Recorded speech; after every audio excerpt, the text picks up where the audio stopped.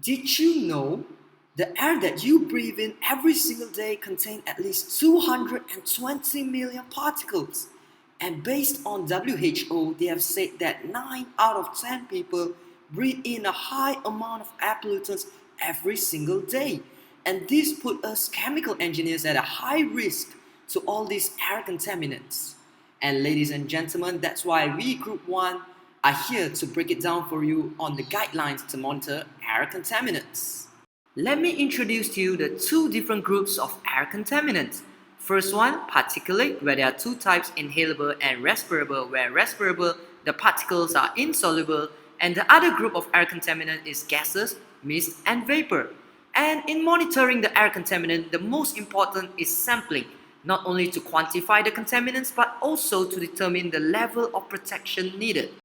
There are simply two modes of sampling. One is personal sampling and the other is area sampling, where the difference can be seen in the picture, where area sampling you do not require a worker and it is fixated at a point for at least 8 hours for the best results.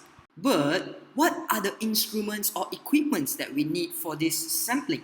So these 5 are the things that we require. The first one being the personal sampling pump, connected to the connecting tubes, and we need the filter holder, a 3-pieces cassette for inhalable dust, and a filter media, and this is dependent on what kind of air contaminants do you want to filter.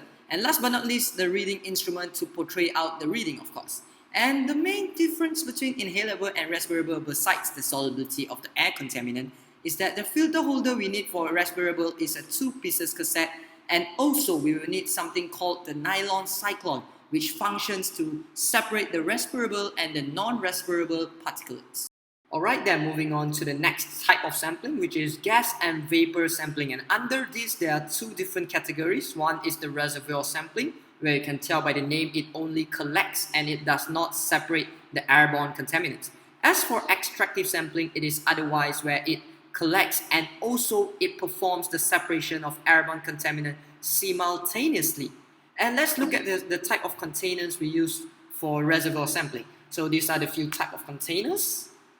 And also let's look at the different separation mechanism that we'll use for extraction. So as we know as chemical engineers, absorption, adsorption, and condensation are definitely no stranger to us. So let us get to know the equipments that will be needed for gas and vapor sampling. So it is more or less the same, the difference in the absorber, or you could use a condenser if you favor condensation. Either way works. Looks like we have reached the end of our video. Really hope that you learned something.